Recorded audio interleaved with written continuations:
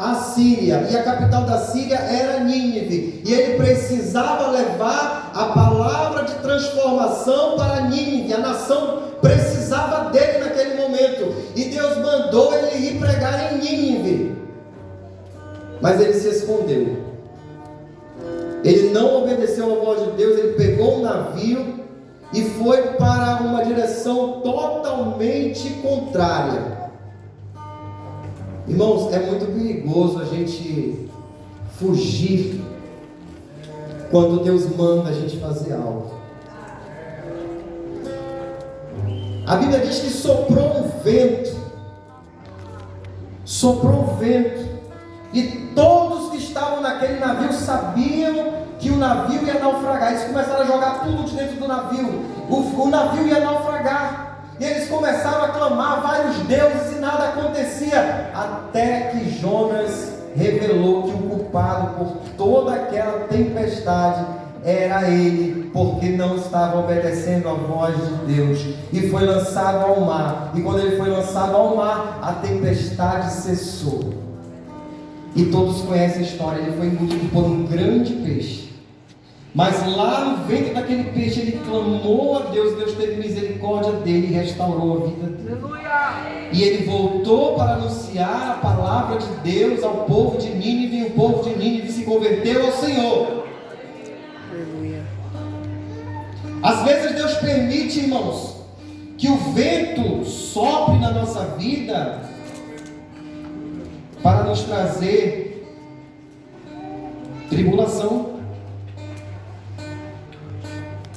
E muitas vezes não entendemos o porquê. Mas é porque nas tribulações, irmãos, nós podemos reconhecer que tem muita coisa em nós que precisa ser mudada, que o Senhor precisa arrancar, que o Senhor precisa purificar, que o Senhor precisa queimar. E é nas tribulações que a gente tem experiência com Deus e tem uma total dependência dEle. E a gente percebe que não é no braço, não é na nossa força, não é por causa do nosso conhecimento, da nossa estrutura, que nós dependemos dEle. E Deus faz isso conosco. Sabe, irmãos, o vento sopra onde quer. A Bíblia diz que o apóstolo Paulo estava em viagem para Roma e sobreveio uma grande tempestade que resultou em um naufrágio. O apóstolo Paulo estava em meio a todo aquele sofrimento, sofreu um naufrágio, e eles foram parar numa ilha, e chegando lá, toda aquela ilha se converteu ao Senhor. Sabe por quê, meus irmãos? Porque nós servimos a um Deus que transforma tragédias em bênçãos. Ele transforma tragédias em bênção. Talvez você tenha se voltado para Deus e você percebe que as coisas ainda não estão do jeito como você gostaria que estivesse. Isso aconteceu comigo, irmãos. Quando eu me voltei para Deus, eu vi as portas se fecharem para mim como nunca tinha visto em mais de 20 anos.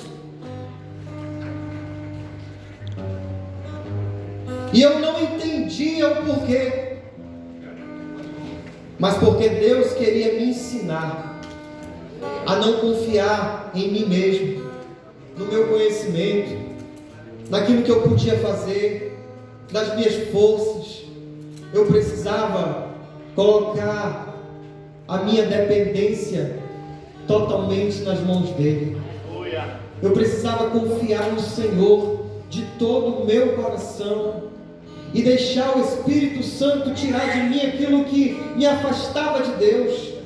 E Ele foi tirando, Ele foi tirando, Ele está tirando, Ele está trabalhando, Ele está trabalhando, e Ele está trabalhando na sua vida também. Ele está trabalhando na sua vida também. E fique tranquilo, irmão, se você está passando por essa provação, eu quero te dizer que Deus tem um propósito nisso. Deus tem um propósito nisso. Porque como que você pode aconselhar ou confortar as pessoas se você não tem experiência de provação? Você está na escola de Deus, e eu quero te dizer que essa tua provação tem dia, tem hora e tem minuto para terminar, porque nós servimos a um Deus vivo que tudo pode. Quem crê nisso, irmãos, levanta a mão e diga glória a Deus, glória a Deus, glória a Deus. Em segundo lugar, Jesus disse para Nicodemos: ouve-se a sua voz. Sabe o que significa isso, irmão? A segunda característica